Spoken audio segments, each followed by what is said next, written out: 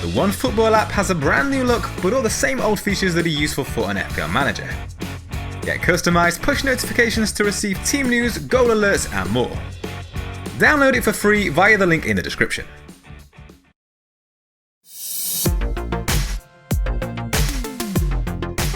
Welcome to the part 2 of the Gameweek 9 team selection, where we'll be taking an updated look at the current squad before moving on to discuss a potential wildcard draft. The defensive options are starting to look a bit weary, but the form of McCarthy and Walker Peters has salvaged things to some degree. They've kept 4 clean sheets in the last 6 game weeks, and are up against a struggling Wolves side in Gameweek 9. Matt Targett came in as one of 3 early transfers to freshen things up, with a home tie against Brighton up next for Villa. The Seagulls have scored 3 goals in the last 4 game weeks. Only West Brom, Arsenal and Burnley have fared worse. Leeds have shipped 4 goals in each of the last 2 game weeks, but Arsenal's poor form in front of goal gives cause for optimism with Ayling. The Gunners have failed to score from open play in the last 4 game weeks.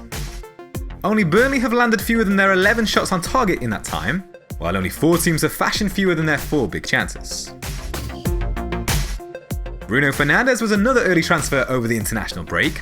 He comes in ahead of that home meeting with West Brom.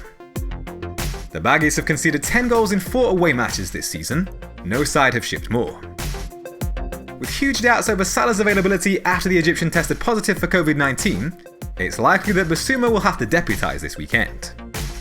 Whilst his ceiling is typically low, his long-range strike at Everton in Gameweek 4, along with his average of 2 shots per game this season, offer a glimmer of hope for an attacking return at Villa Park. The plan is to move Son onto De Bruyne ahead of Gameweek 10, after giving him one final outing this weekend. With 7 of his 8 goals coming on the road this season, the South Korean is averaging 14 points per game in away matches.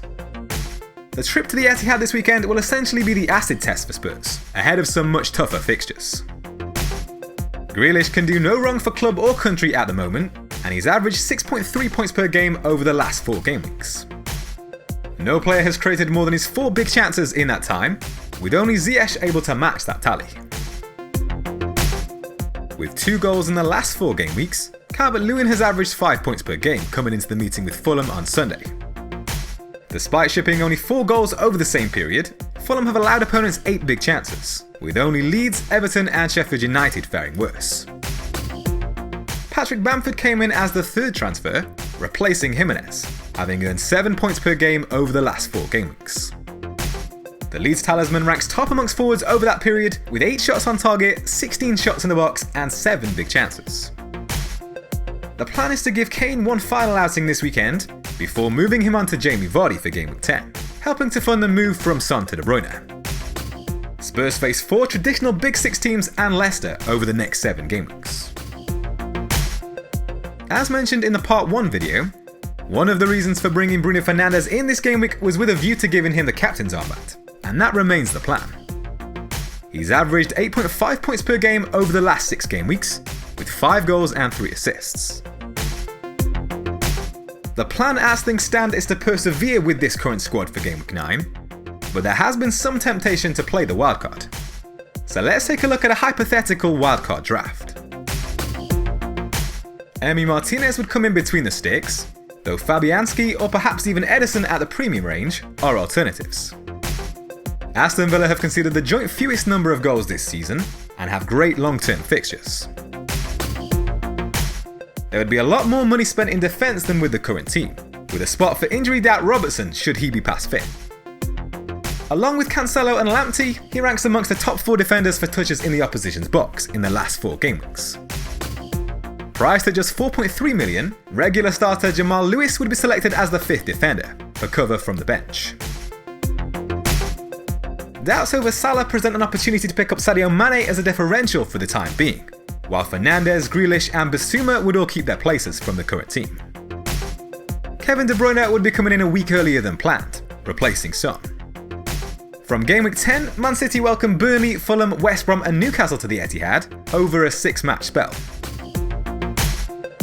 There would be just one change amongst the forwards, with Ollie Watkins eligible for selection after removing Jed Steer from the squad, Harry Kane being the man to make way.